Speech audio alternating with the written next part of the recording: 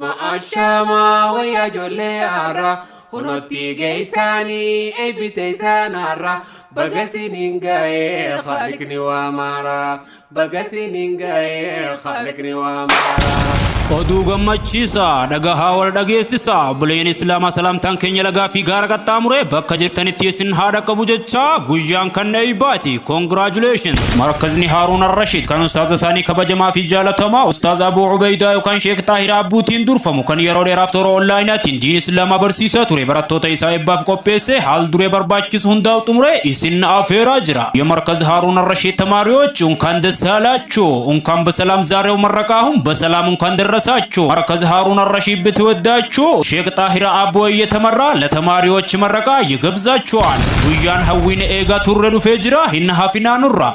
لا يعني حفلة تخريج الله مع الأصدقاء والأحباب الجميلين سعيد بكم ولكم شاركونا فرحة التخريج بحضوركم الجميل وتواجدكم الأنيق وأدام الله عليكم الأفراح والمسرات براتوني مركز هارون الرشيد كان يفاجئ ميك ترتني ركو قبدم ميك وبسان دبرتني جرو قبدم مركز قرآن برتني الرئيب بفموف قبا واجرتن ماري بغا مدني سنين جدا استديون كيسن دوها استديو استاذو تكيني كبجمو كان مركزو تغراغرا كيستي برسيسا جرتن كان لاف بيه كيسا هندو براتوتا كيسني ولين نفتني اكا غمچو اي بكينيان ولين قودتن كبجا في جالالو بلما اسلاماتين اسنا في الرجرا نوراهن هافنا غيان امجدي دمي لمكم لما في كره تربا جنواري صدمكم لما في دي دميش دلغلا ساعتي بي كينيا سالما بي ام ور سعودي تيف ساعه 7 بي ام را كنجل قب ور دبي في مو ساعه 7 بي ام را كنجل قبوتها ادون ايمو فويس كلب مركز هارون الرشيد ويلكم تو مركز هارون الرشيد كيسم مود سغنتا كن يرتنو فافير من استاذ طاهر غلطو منشد خليفه محمد منشد اسماعيل ابا ملكي منشد عبد الله محمد مختار غارشا شيخ سلطان شيخ محمد يفي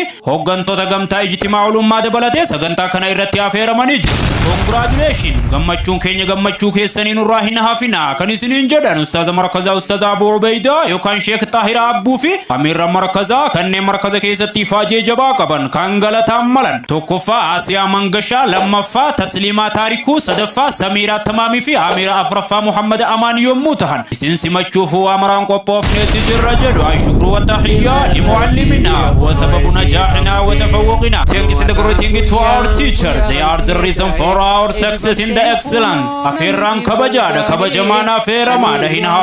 hafina isinin janna